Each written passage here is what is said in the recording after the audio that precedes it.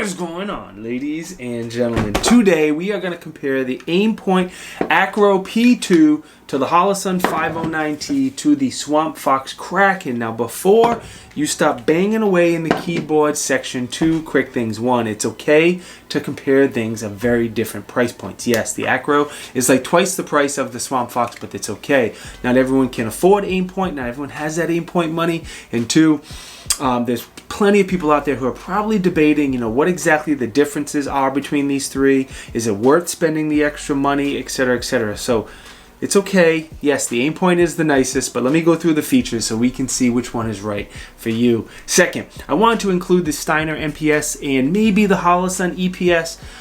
The Steiner I couldn't get my hands on. No one locally had one. No one I knew had one, so I couldn't include that one, unfortunately. And the Holosun EPS is just a little bit different because it mounts directly to the slide, so I decided not to include that one. All right. Advantages of an enclosed pistol RDS is there's nothing in there, nothing can get in there to block the emitter, excuse me.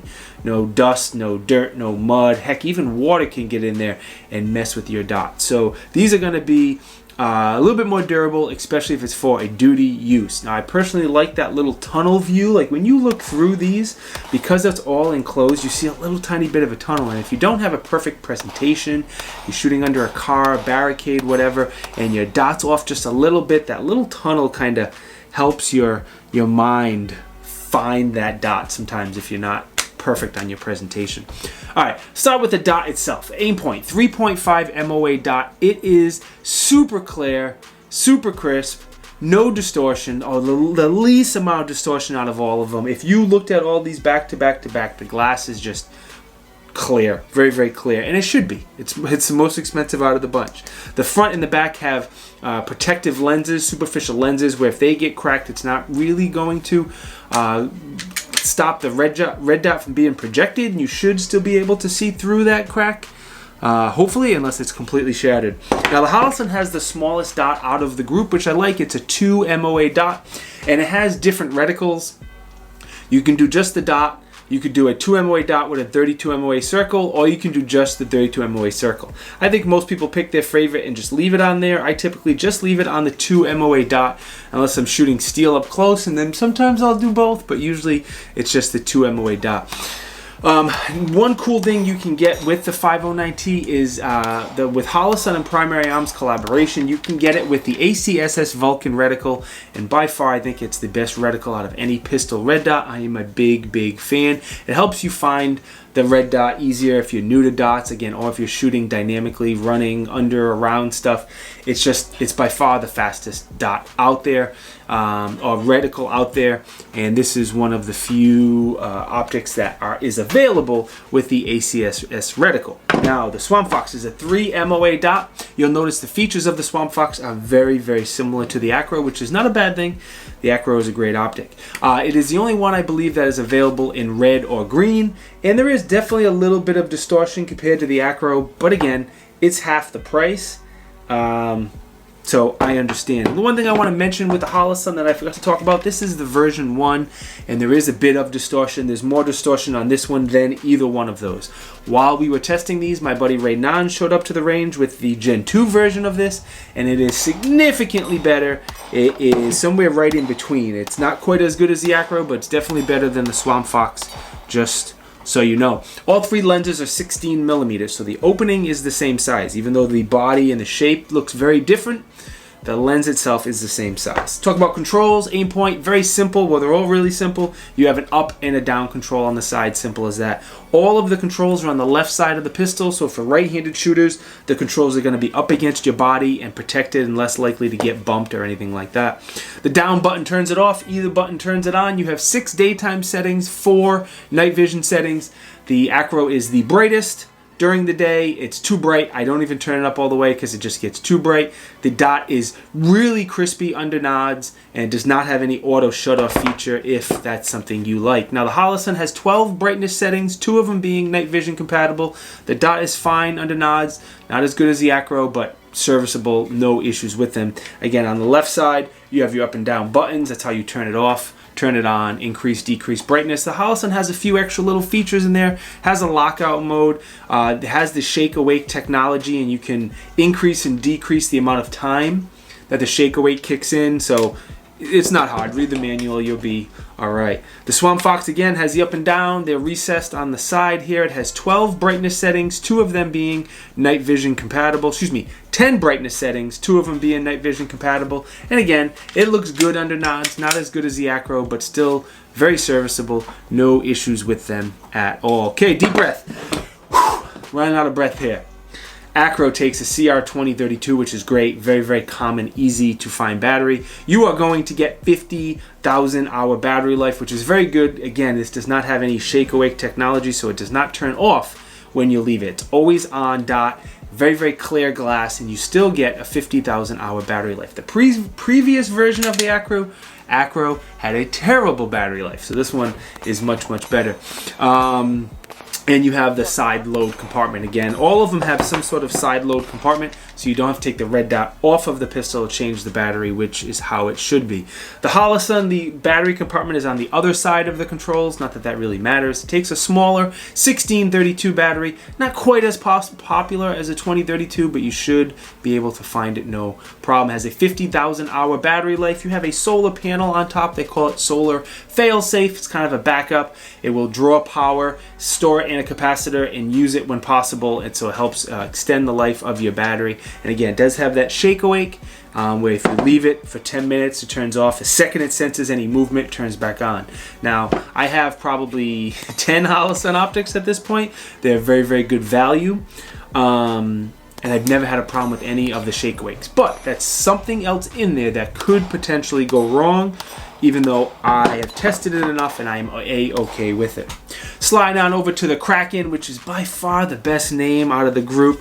It has a 2032 battery similar to the Acro, except for it's on the other side of the controls. Not that that means or matters anything, but it is on the other side of the control. Now this one does have the shake awake like the Holosun, but the battery life they give you is a little different. They don't say 40, 50,000 hours. They say it's going to be up at least a 2-year battery life with real world brightness settings. So they're not quoting you the brightness setting at the lowest, because you're probably going to have it higher than that. So all they say is 2 years at a normal setting, or a likely setting you're going to use. So what that means in hours is, I don't know, call it 20, 30,000 hours. I don't know. They don't really put that information out there. Any of these, if you get them and you're going to carry them for a concealed carry, or definitely for duty, I highly recommend you change the battery every single year. Pick a day. New Year's Day is what I do, and I change all of my batteries with my New Year's Day hangover.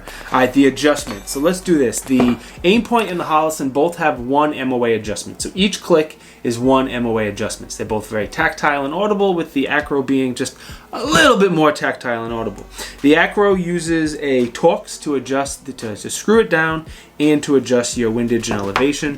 Your Holosun uses a very, very small flathead screwdriver, and they come with all of those tools to make those adjustments. The Swampfox also uses that very, very small flathead, but the adjustments, they're still tactile and audible, but they're half MOA adjustments per click. So that's a small advantage to the Acro. A decent advantage to the Acro compared to the other one. Now, 1 MOA on a pistol is fine. It's not like you're shooting out 500 yards, but I do like that little bit extra adjustments if possible. All right, waterproof here. Let me slide over here. This is the waterproofing. So your Swampfox and your Holosun are down to 1 meter, about 3 feet. So if you're a Navy SEAL, maybe they're not the right optics for you. Maybe you want to go with the Aimpoint Acro, but I don't think most people are carrying their red dots underwater, so you should be good to go. Both the Swampfox and the Acro are made from 7075 aluminum, which is fine, common material. Lots of optics use it, and inexpensive, durable, good to go. The Holosun's made from titanium, so as we look up the weights, here, let's look up the weights here. You'll see that the Holosun is a little bit smaller than the rest, and it is a little bit lighter, partly because it is made from titanium. So Aimpoint is a tiny, tiny, tiny bit bigger than the rest of them. I mean, 1.9 inches long compared to 1.8 inches, so not much of a difference. It's also, like I said, going to be the most expensive.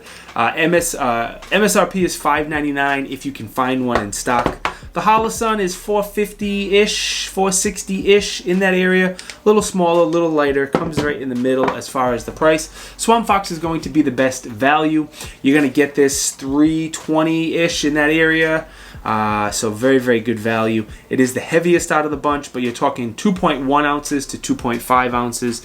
So I don't know if that tiny little bit in ounces really makes a difference.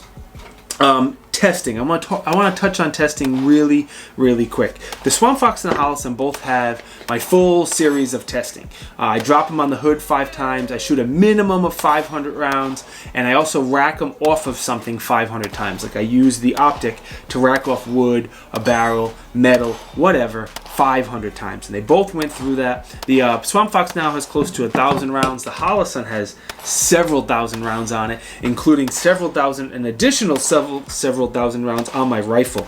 I use this as my top piggyback red dot on top of my low power variable optics. So this one has more rounds than any of them by far, not even close. And I think the battery just died. Oh no, there you go, we're good. So these two have had the full testing. The Aimpoint Acro, I didn't do any of the destructive testing because it's not my dot. It was loaned to me by my friend Sexy Max, and I didn't want to destroy his, not destroy, but scar up and mess up his acro. But out of the group, it's probably the most durable. Aimpoint makes bulletproof products, so there's no doubt it would survive that. And there's plenty of other destructive testing out there if you want to go see someone beat the snot out of an acro. I did bring all 3 of them to the range last week just so I could shoot the same drills back to back to back. We did a bunch of concealed carry drills, a bunch of transitions, a bunch of picking up the dot, and I also let all of my other a bunch of my other friends who are very, very experienced shooters and very experienced with red dots look through all of them, put some rounds through all of them so I could get their input and just make a more informed review. Anyway, so let's talk about pros and cons. The biggest pro for me on the Aimpoint, it is bomb proof. If you're using it for duty, definitely consider it. Not that the other two are not durable, but I think the Aimpoint is the most durable. The battery life is significantly better than the previous version. The previous version, battery life was absolutely terrible. The dot is crispy, both daytime and under nods. Definitely looks the best. It has the least amount of distortion of the 3. Again, the other 2 are not bad, but I understand why this one cost a little bit more money. Dot looks good. Controls are simple. Waterproof. It's very, very good. Cons of it is not cheap. It's $5.99. But if you don't, I know a lot of people out there who are watching the videos don't like buying anything that's made in China, which is becoming extremely difficult. The Aimpoint is made in Sweden, if not made in China, if that bothers you. I don't really have any other con on it. I think it's great. The Holosun. I love that ACSS Vulcan reticle. I think out of all pistol RDSs, that reticle is by far the best. It's great. I do like the shake awake technology. Again, it is something else that could break, but I've never had an issue over like a dozen Holosun, so I think it's good to go. Titanium body, smaller, lighter. The solar fail-safe is cool, and it has the smallest red dot out of the bunch at 2 MOA, and if you like it, you can switch it from the dot to the circle to just the circle, or both, however you want to set it up. I don't really have a con on the Holosun. It is a little more expensive, about $100 more expensive than the Swampfox, but you do get some other features in there the Swampfox doesn't have. Now, the Swampfox is extremely similar in size and in features in some way to the Acro. It's pretty much identical in size to the Acro, very, very similar, which is not a bad thing. Again, if you're gonna get inspiration from a red dot, Aimpoint isn't a bad one to get inspiration from, and God knows Holosun's done that as well. All right, it's the best price out of the bunch. The Kracken is so low $300. That is a ton of value. It's a half MOA adjustment per click, which is nice. Get that little bit more of a fine adjustment. It's the only one available in red or green if your eyes pick up one better than the other, and it by far has the best name. Good job, Swampfox, calling it the Kracken compared to the other two. I don't know. Not very good names. Cons. I don't really have a con. For the money, I think it's a very, very good value. I do want to say, I've done reviews on all 3 of these, and when I reviewed this Swampfox, there was several comments in there about another YouTuber, I forgot who it was, that had problems with his Swampfox Kracken, and people were really mad that this person had a problem and I didn't have any problems. It's not the way it works. Just because one person has a problem with a product doesn't mean everyone's going to have problems. So I just want to caution you, all 3 of these, are just one product, so take it for what it's worth. But I beat the snot out of the Swampfox more than any of the others. The Holosun has the most rounds. The Swampfox has the most destructive testing, and it's been solid. It has been very, very good. All right, let's see what else. Just overall, before you go, I think they're all priced accordingly, and I think that's what matters. As long as they're priced accordingly, and they have different options for different people. So if somebody wants the Gucci stuff, and they have the money for the Gucci stuff, and it's for duty, sure, the Aimpoint's great. If you want something in the middle with a whole bunch of features, the Holosun's not a bad choice either. If you want something budget-friendly, Swampfox is a great option as well. Hopefully I laid out the features to help you decide which one is right for you. I don't make recommendations, I just tell you pros, cons, and hopefully help you make a better recommendation. If you are going to grab any of these, do me a favor and check the affiliate links down in the video description. One, hopefully I can find you them in stock. These can be very, very difficult to find. And two, hopefully I can find you a good deal because, yeah, who wants to spend more than they have to? All right, who do we have for a sponsor? There's really not a sponsor. I just want to talk about Paragon Weapon Light Cleaning. Throughout this video, I'm looking at these guns, and they all have lights on them, and the lenses on them are absolutely disgusting dirty, especially because the light sticks out past the end of the gun. I've been using and now repping Paragon Weapon Light Cleaning for a while, and I don't know what they do different to clean the lens of an optic, but it works significantly better than any cleaning product I've tried. Gun cleaning, simple green, Windex, pencil erasers. I've tried all those things, and Paragon Weapon Cleaning just works a lot better. So if you have that problem, try Paragon Weapon Light Cleaner, and I don't think you'll be disappointed because I've been using it for a couple years now, and it is great. Guys, I'm on Facebook and Instagram. If you want to know what I'm reviewing right now in real time before it comes out on YouTube, the links to both of those are down in the video description. We have some Tiberious swag. If you want to hook me up, look cool in a t-shirt, look cool with the patch on your gear, links to my swag is down below. Most important, thank you boys and girls for watching. It is greatly appreciated. If you think I deserve it, like and comment. It's free, it's easy, it helps the algorithms. It's just do it, it's great. If you think I'm cool, which I'm not, subscribe to the channel, enable the bell notification. It's free, it's easy, and that tremendously helps me out. Any YouTuber, if you're watching a YouTuber of any kind at all and you like their content, subscribe to them, man. It really helps us out. I'll see you guys in the next video. Peace!